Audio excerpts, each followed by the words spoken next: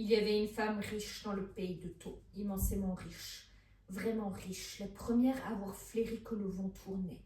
Fini les champs de bananes et de blé abondamment arrosés d'herbicides, de fongicides, d'insecticides, de parasiticides et autres nématicides, le monde aspirait désormais à manger sain.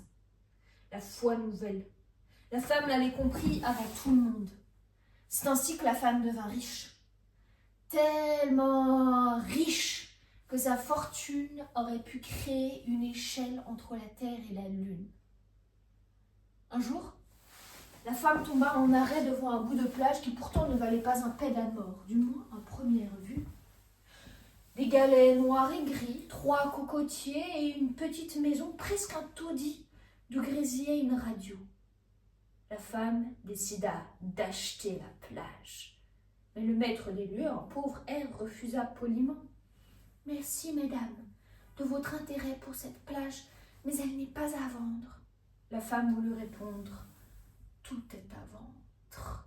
Je l'ai reçu de mon père, qui lui-même l'avait reçu de son père, qui lui-même, depuis le haut Moyen-Âge, vous voyez, cette plage n'a pas de prix. » La femme voulut répondre. « Tout a un prix. » Mais elle demanda. « J'entends, mais en combien en voulez-vous ? Je la lèguerai à mon fils, qui lui-même la lèguera à son fils, qui lui-même... » « J'entends, combien en voulez-vous ? Cette plage, c'est nous, combien en voulez-vous ? C'est l'âme de ma famille, combien en voulez-vous ? Je suis désolée, madame, poursuivit faiblement l'homme, presque en s'excusant, mais je ne peux vous la vendre pour des raisons sentimentales. Comme je vous comprends. Mais à combien évaluez-vous ces raisons sentimentales ? Et cette fois-ci, sans laisser à la femme le temps de répondre, elle sortit une liasse de billets de banque, puis une autre, puis encore une autre, puis une liasse, puis une liasse, puis une liasse, puis une liasse, puis une liasse, puis une liasse, puis une liasse, une haie de billets de banque. Voilà de quoi cautériser vos raisons sentimentales et vous acheter des autres plages comme celle-ci. L'homme prit l'argent, se gratta la tempe et disparut.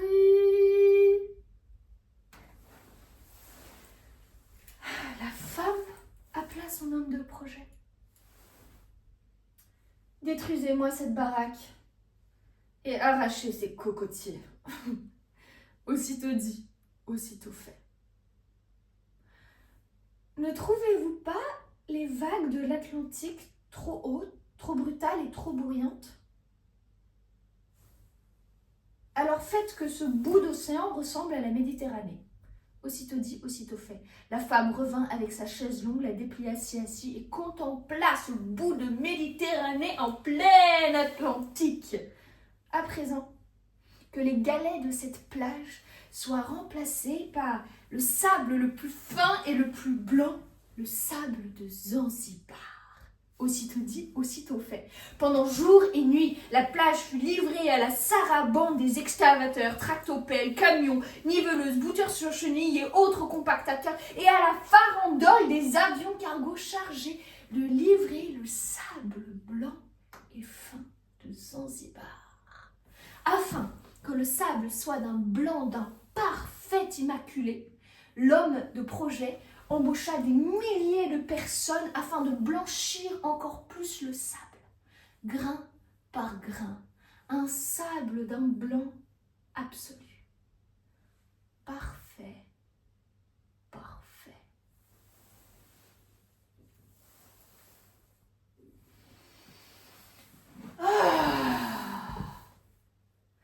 Quand on voit ce soleil si bienveillant, cette mer si bleue, ce sable si fin et si blanc, on comprend à quel point l'argent n'a aucune importance. Heureuses, par conséquent, les personnes qui n'ont pas besoin d'argent.